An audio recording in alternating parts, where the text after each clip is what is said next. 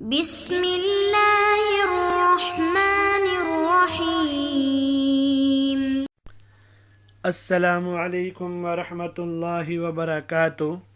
عزیز طلباء، امید ہے کہ آپ خیریت سے ہوں گے۔ آج ہم قافیہ کا سبق نمبر 87 پڑھ رہے ہیں، جس کے اندر ہم لائے نفی للجنس اور اس کے اسم کے متعلق تیسرا قاعدہ پڑھیں گے۔ اس سے پہلے ہم سبق نمبر 86 کے اندر 2 قاعدے پڑھ چکے ہیں۔ چلتے اپنے سبق کی جانب۔ بسم اللہ الرحمن الرحیم۔ والعطف علی اللفظ وعلی المحل جائز فی مثل لا ابا و ابنا و ابن ومثل لا ابا له ولا غلامی له جائز تشبیہا له بالمضاف لمشارکتی له فی اصل معناه ومن ثم لم يجوز لا ابا فيها وليس بمضاف لفساد المعنى خلافا لسبويه ويحذف كثيرا في مثل لا عليك أي لا باس عليك۔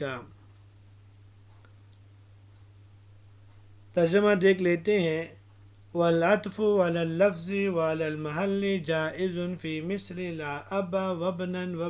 وابن ومثل لا أبا له ولا غلامي له،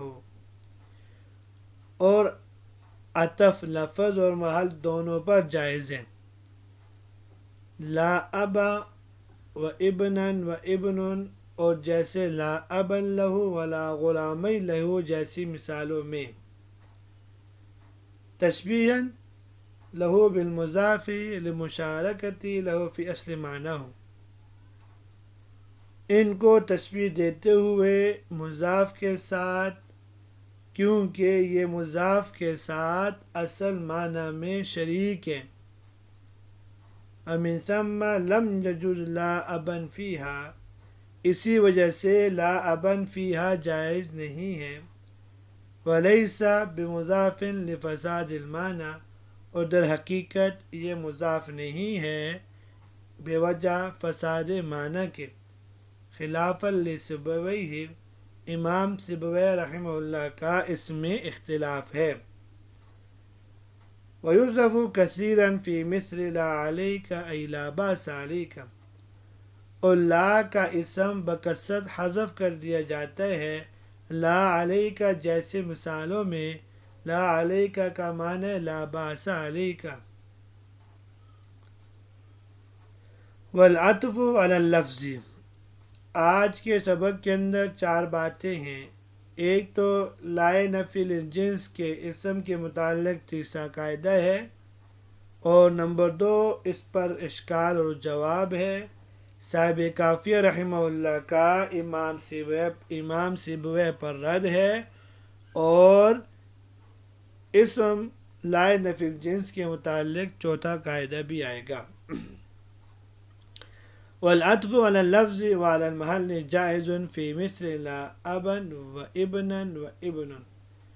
اس عبارت میں صاحب کتاب رحمہ اللہ لائے نفی للجنس کے متعلق تیسرا قاعدہ بیان فرما رہے ہیں کہ اگر اس اسم پر کسی اسم کا عطف ڈالنا ہو تو اس کو 2 طرح پڑھنا جائز ہے، بشرط کہ لائے نفی جنس کا اسم مقرر نہ ہو اور اسم معطوف نکرہ ہو، تو ایسی صورت میں معطوف منصوب بھی ہو سکتا ہے اور مرفوع بھی۔ اگر منصوب ہو تو معطوف علیہ کے لفظ پر محمول ہوگا، اور اگر مرفوع ہو تو اس کے محل پر مرفوع ہوگا۔ جیسے لا ابا و ابنن، اس کو لا ابا و ابنن بھی پڑھا جا سکتا ہے۔ یہ عربی زبان کے مشہور شاعر فرزدق کا ایک شعر کا ٹکڑا ہے۔ پورا شعر یوں ہے: لا ابا و ابن مثل مروان و ابنہ اذ هو بالمجد ارتد و تعذرا، مروان اور اس کے بیٹے کی طرح کوئی باپ اور بیٹا نہیں ہے، کیونکہ مروان نے بزرگی کی قمیض اور پوشاک پہنی ہے۔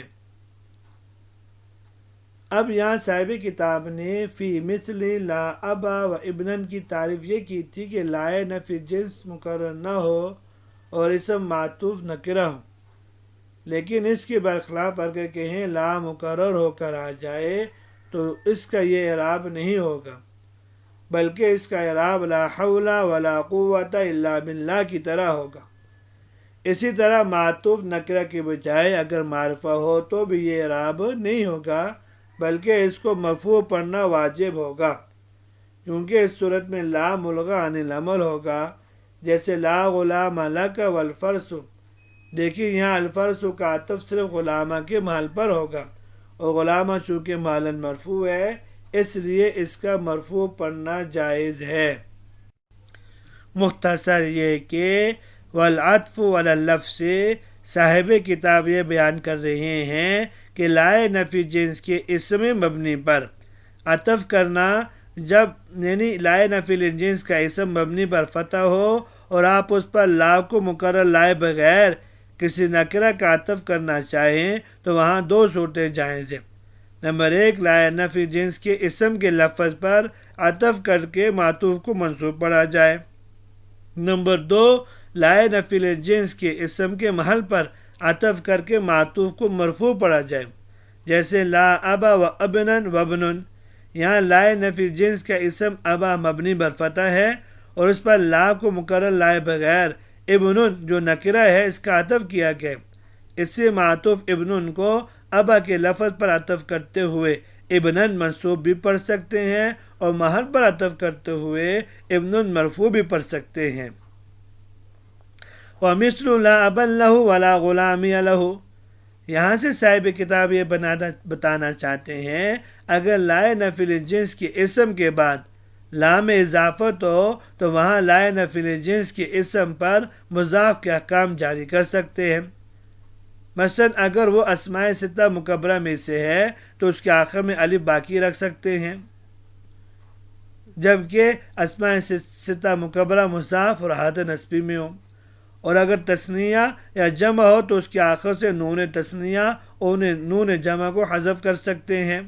جیسا کہ اضافت کے وقت نون حذف کر دیا جاتا ہے، جیسے لا ابن لہو ولا غلامی لہو۔ یہاں لا نفی جنس کا اسم ابن اسماء ستہ مکبرہ میں سے ہے اور غلامی تثنیہ ہے اور اس کے بعد لام اضافت ہے، اسے یہاں ابن کے آخر میں الف باقی رکھا گیا ہے اور غلامی کے آخر سے نون تثنیہ حذف کر دیا گیا ہے۔ اگرچہ قاعدے کا تقاضا یہ تھا کہ ابا کو الف کے بغیر اور غلامین کو نون تثنیہ کے ساتھ لا کر لا ابا لہو ولا غلامیین لہو کہتے، کیونکہ اب اور غلامین نکرہ مفردہ ہیں، اور قاعدہ یہ ہے اگر لائے نفی جنس کا اسم نکرہ مفردہ ہو، مضاف یا مشابہ بالمضاف نہ ہو تو وہ علامت نصب پر مبنی ہوتے ہیں، لیکن یہاں اس قاعدہ کو نظر انداز کر کے ابن کو الف کے ساتھ اور غلامی کو نون تثنیہ کے حذف کے ساتھ اس سے لایا گیا ہے کہ یہاں دونوں اگرچہ مضاف تو نہیں ہیں لیکن اس میں اس اعتبار سے کہ مضاف کی مشابہ پائی جاتی ہے کہ جس طرح مضاف اضافت کی وجہ سے مضاف الیہ کے ساتھ خاص ہو جاتا ہے، اس طرح یہاں بھی اب اور غلامی میں لام اضافت کی وجہ سے تخصیص پیدا ہو گئی ہے اور یہ لہو کی ہا ضمیر کے مرجع کے ساتھ خاص ہو گئے۔ الغرض چونکہ یہ مضاف کی اصل معنی یعنی تخصیص میں مضاف کے مشابہ ہیں، اس لیے ان پر مضاف کے احکام جاری کر کے ابن کو الف کے ساتھ اور غلامی کو نون تثنیہ کے حذف کے ساتھ پڑھنا جائز ہے۔ ومن ثم لم یجز، یہاں سے صاحب کتاب یہ بتانا چاہتے ہیں لائے نفی جنس کے اسم پر مضاف کے احکام صرف اسی وقت جاری کیے جا سکتے ہیں جبکہ وہ مضاف کے اصل معنی یعنی تخصیص میں مضاف کے مضاف مشابہ ہو۔ چنانچہ یہی وجہ ہے ابا کے آخر میں الف کو باقی رکھنے کے ساتھ لا ابن فیہ نہیں کہہ سکتے،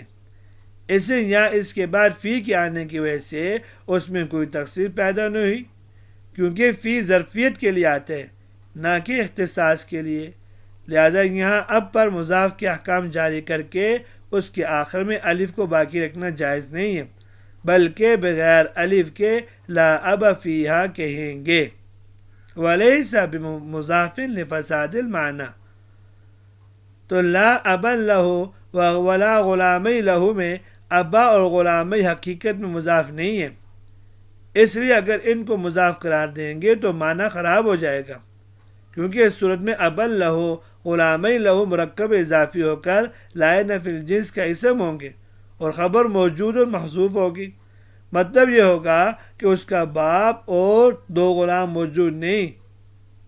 حالانکہ یہ خلاف مقصود ہے۔ مقصود باپ اور دو غلاموں کے وجود کی نفی کرنا نہیں، بلکہ ہا ضمیر مجرور کے مرجع مثلا زید سے خود باپ اور دو غلاموں کی نفی کرنا ہے کہ اس کا نہ کوئی باپ ہے اور نہ دو غلام ہیں۔ البتہ اس میں امام سیبویہ، خلیل بن احمد اور جمہور کا اختلاف ہے۔ وہ کہتے ہیں کہ اس طرح کی ترکیبوں میں لا نفی الجنس کا اسم معنی کے اعتبار سے حقیقت میں مضاف ہوتا ہے، اور اس کے بعد جو لام ہوتا ہے وہ لام مقدرہ کی تاکید کے لیے۔ گویا کہ امام سیبویہ رحمہ اللہ یہ فرمانا چاہتے ہیں لا ابا لہ ولا غلامی لہ، یہ دونوں معرب تو ہیں لیکن اضافت حقیقیہ کی وجہ سے کہ دونوں میں لام زائدہ ہے، اور اصل عبارت یہ بنے گی لا اباہ ولا غلامیہ۔ تو صاحب کافیہ امام سیبویہ کے قول کو رد کرتے ہوئے فرماتے ہیں کہ اگر آپ کی بات مانی جائے تو معنی فاسد ہو جائے گا۔ اس طرح کرنے سے لفظی اور معنوی دونوں خرابیاں لازم آئیں گی۔ لفظی طور سے تو دو خرابیاں ہوں گی۔ نمبر ایک، اگر ہم اس کو مضاف مان لیں تو لا کا معرفہ پر داخل ہونا لازم آئے گا، حالانکہ ہم پہلے پڑھ چکے ہیں کہ وہ انکان معرفتاً وجب الرفع والتقدیر، یعنی لا نفی الجنس کا اسم اگر معرفہ ہو تو ایک تو یہ کہ وہ اسم مرفوع ہوگا، اور دوسرا یہ کہ وہاں لا کو مقرر لایا جائے گا، جبکہ یہاں دونوں مفقود ہیں۔ دوسری خرابی یہ لازم آئے گی اگر ہم ان میں اضافت حقیقیہ تسلیم کر لیں، یعنی لا ابا لہ کو لا ابا ہو اور لا غلامی لہ کو لا غلامی ہی مان لیں تو ابا اور غلامی دونوں لا نفی الجنس کے اسم ہوں گے، لیکن خبر کے لیے ہمیں محذوف عبارت نکالنا پڑے گی جو کہ صحیح نہیں ہے۔ اگر ہم اس کو اس کے بجائے مشابہ بالمضاف مان لیں تو اسم و خبر دونوں لفظوں میں مذکور ہوں گے، وہ اس طرح کے ابا لا نفی جنس کا اسم ہوگا، لہو اس کی خبر ہوگی، اور اسی طرح لا غلامی لہو میں۔ اور معنوی خرابی یہ لازم آئے گی کہ لا ابا لہو و غلامی کہنے سے متکلم کا مقصد یہ ہوتا ہے کہ فلاں آدمی کا نسب بالکل معلوم نہیں، کہ فلاں آدمی کا کوئی غلام ہی نہیں۔ یہ معنی ہم اس سے کر رہے ہیں کہ نکرہ جب تحت نفی واقع ہو جائے تو وہ عموم کا فائدہ دیتے ہیں، لیکن ان میں اگر ہم اضافت حقیقیہ مان لیں تو ایسی عبارت سے متکلم کا مقصد حاصل نہیں ہوگا، کیونکہ متکلم کا مقصد فلاں آدمی کی نسب اور اس کے غلاموں کی نفی کرنی ہوتی ہے، لیکن یہ عبارت اس کے ارادے کے ساتھ اتفاق نہیں کرے گی، کیونکہ اس کا معنی یہ بنے گا فلاں آدمی معلوم النسب تو ہے لیکن اس کے والد صاحب ابھی موجود نہیں ہیں، اس طرح فلاں آدمی کے غلام تو ہیں لیکن یہاں موجود نہیں ہے، حالانکہ متکلم کا مقصد یہ نہیں۔ وَيُحْذَفُ كَثِيرًا فِي مِثْلِ لَا عَلَيْكَ إِلَّا بَأْسَ عَلَيْكَ، یہ چوتھا قاعدہ پیش کر رہے ہیں کہ لا علیکہ سے مراد ہر وہ ترکیب ہے